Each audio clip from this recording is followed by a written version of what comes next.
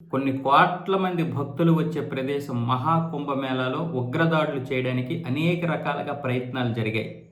దీనికోసం నిరంతరం యూపీ పోలీసులు, అలాగే ఆర్మీ, నేవీ, ఎయిర్ ఫోర్స్కి సంబంధించినటువంటి అందరూ కూడా అప్రమత్తంగా ఉన్నారు. ఎక్కడ ఎవరెవరికి కేటాయించినటువంటి పనుల్లో వాళ్ళు నిరంతరం కూడా బాధ్యతతో ఉన్నారు. వీళ్ళు కాకుండా యోగి ఆదిత్యనాథ్ గారి పర్సనల్ ఆర్మీ, ఆయన సైన్యం ఉంటుంది.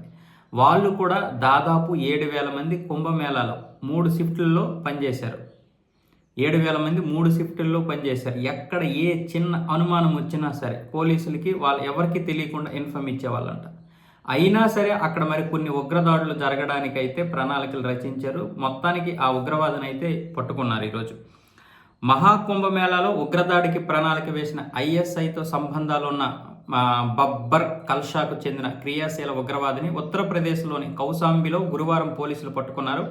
ఈ మేరకు లక్నోలో యూపీ జీడీపీ ప్రశాంత్ కుమార్ విలేకరులతో మాట్లాడుతూ పంజాబ్ అమృత్సర్లోని కుర్లియన్ గ్రామానికి చెందిన లాజర్ మసీహ్కు పాకిస్తాన్లోని 3 ఐఎస్ఐ ఉగ్రవాదులతో సంబంధాలున్నాయి.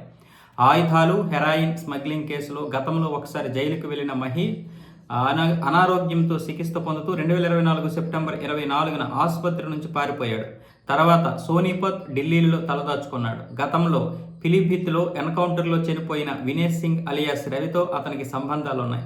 అమెరికాలో ఉంటున్న ఖలిస్తానీ ఉగ్రవాదితో, ఖతార్లో తలదాచుకుంటున్న మరో ఉగ్రవాదితోనూ సంబంధాలు కొనసాగిస్తున్నాడు. అతని కదలికలపై సమాచారంతో కౌశాంబిలోని కోక్రాజ్ ఠాణా పరిధిలో పంజాబ్ పోలీసులతో కలిసి ఉత్తరప్రదేశ్ ఎస్టీఎఫ్ బృందం సభ్యులు గురువారం తెల్లవారుజామున 3:30 గంటలకు దాడి చేసి పట్టుకున్నారు. అతడి నుంచి 3 గ్రెనేడ్లు, 2 టిటోనేటర్లు, విదేశీ తయారీ పిస్తోలు, 13 క్యాట్రిడ్జ్లు, పేలుడు స్వభావం ఉన్న పౌడరు, సిమ్ లేని ఫోన్లు స్వాధీనం చేసుకున్నారు. మహాకుంభమేళాలో భద్రత ఎక్కువగా ఉండడంతో అతడి ఉగ్రదాడి ప్రణాళిక పారలేదు. దీంతో అక్కడి నుంచి పారిపోయాడు అని వివరించారు.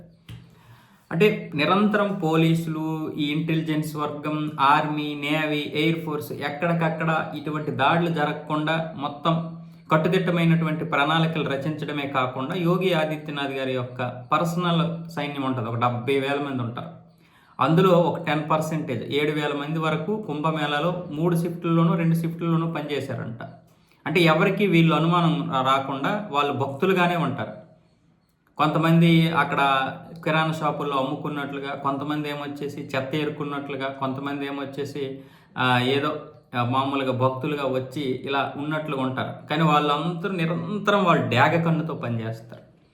అక్కడ సక్సెస్ కూడా అదే. యోగి ఆదిత్యనాథ్ గారు ఇంతమందిని ఎలా మట్టు పెట్టగలుగుతున్నారంటే ఆయన సక్సెస్ అదే. ఆయన నమ్ముకున్నారు కాబట్టి.